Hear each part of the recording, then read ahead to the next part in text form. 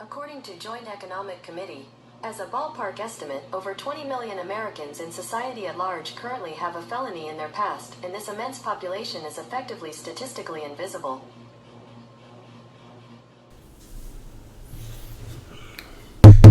Mic check, mic check. So, on this episode, I'm about to talk to you about COVID.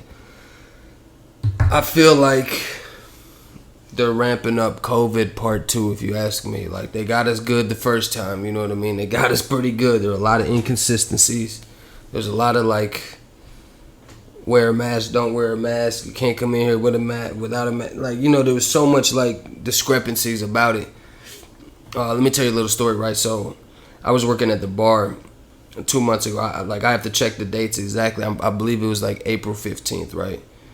And it was like a movie, man. I'm all night the night before, I didn't sleep, but all that night, I'm just up watching all these COVID things, just scared. Like, they got me scared, worried, and everything. You know, I got kids too, so it's like, damn, man. And as I'm watching, I'm scared. So I go to work the next day. And I'm a bar back / bartender, right? So I'm sitting behind the bar and I'm seeing like these 9 guys come in all at the same time.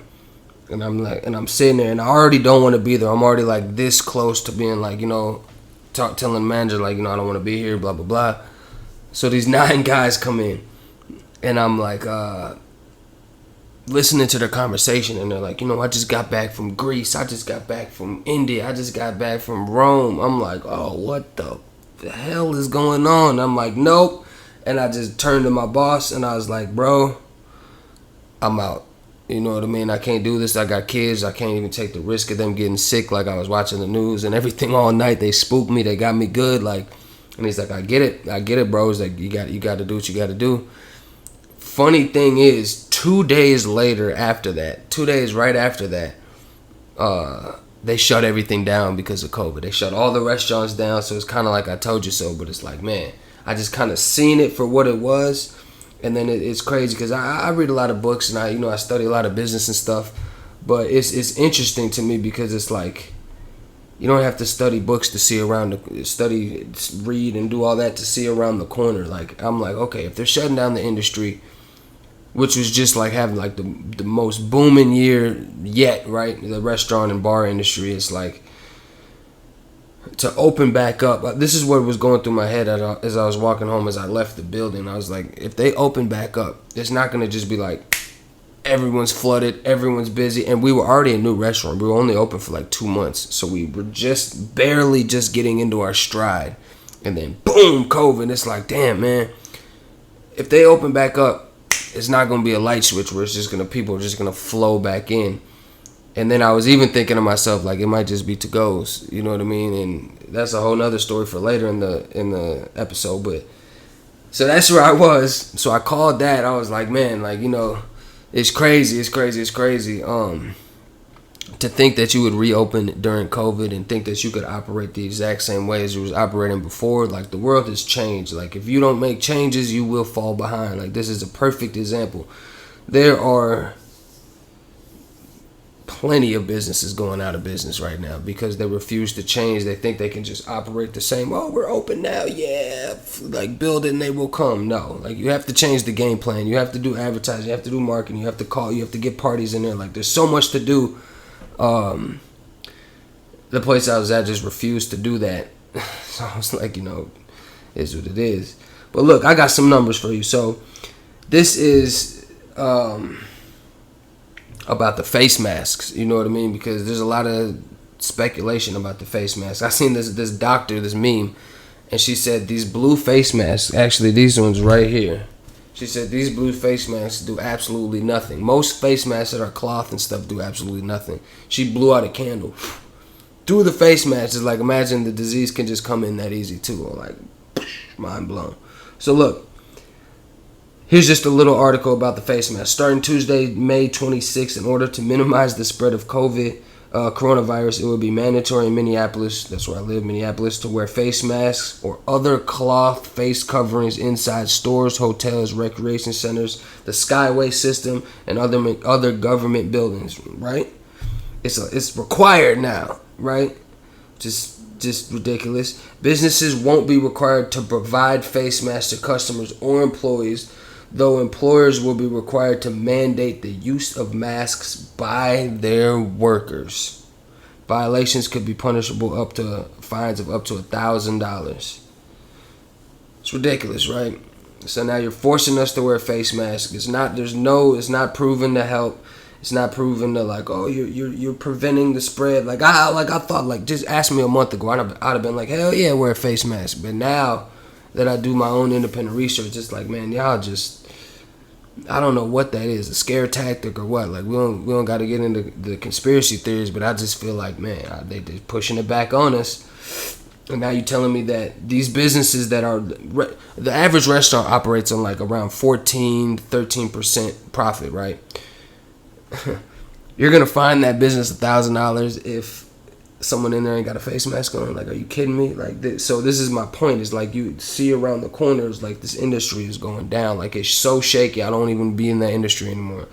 I want to be a bartender so bad. I wanted to be a bartender my whole life, and it's finally when I achieved it. They were the next week, COVID. Damn, So there's this other article. Talks about what does it say? It says 4 things to know about the food and drink industry during COVID-19, the pandemic, right?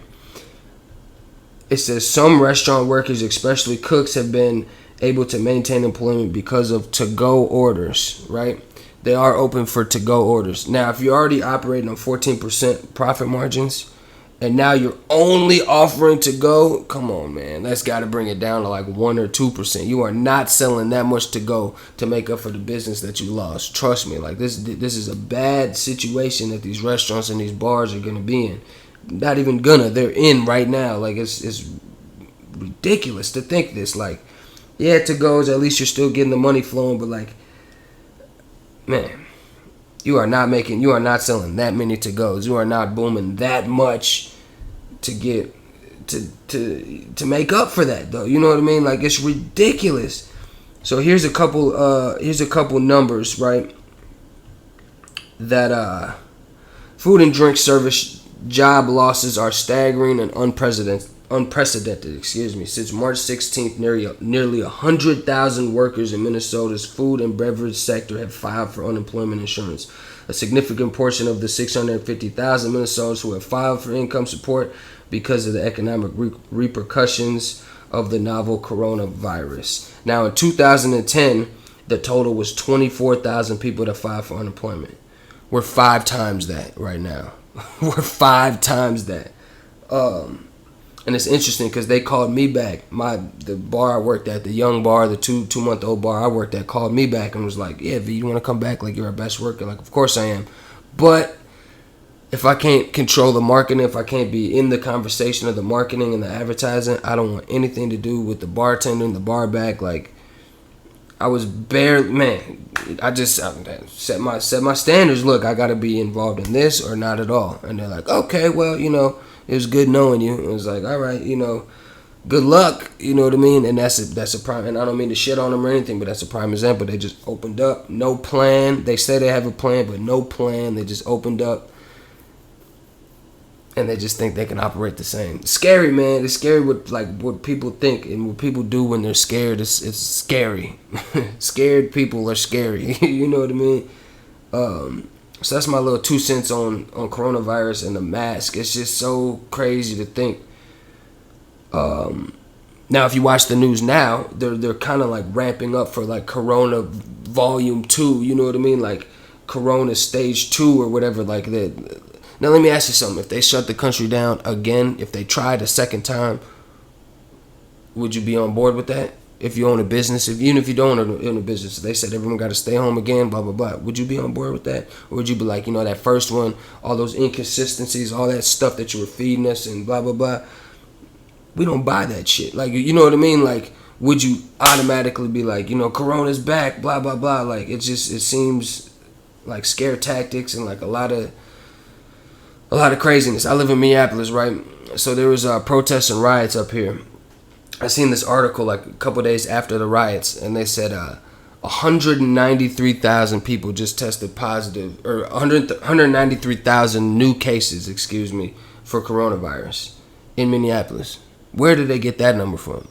I guarantee you, I promise on everything that I own, 193,000 people did not go and get tested. So where are they pulling these numbers from? You know what I mean? Like, what are they? Like, it's just baffling. The more you pay attention and the more you research it, the more ridiculous it just becomes. And that's my thing. Is like, I don't want to be in a shaky industry. I can't be involved in that. You know what I mean? A bar back is a struggle already. Like, I wasn't getting the money I was deserved anyway, and it was like a half or a quarter of that is like, oh man, come on now. Like, you know, hell no. So I'm interested, you know what I mean? If your business is up and running right now, like, what are some techniques you're using to get more customers in the door? What are some things that you're trying out that you weren't trying before? Like, how has your business changed, or how are you going to change the way you do business so you keep your customer flow in? New customers, old customers. Because the amount of customers right now that are flowing in is not going to keep you alive. There are even more articles. I didn't pull them all up right now, but there are businesses going out of business and they're dropping like flies. Established stuff that's been here for 60 to 85 years. You know what I mean? Man, I read GNC just filed for bankruptcy. You know what I mean? Like, that's an established company. Like, that's ridiculous. It is so crazy to even think about that. But yeah, that's my question. How are you going to pivot?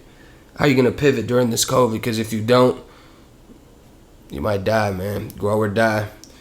Get at you. So let's look at the statistics. The United States is home to 5% of the world's population, but 25% of the world's prisoners.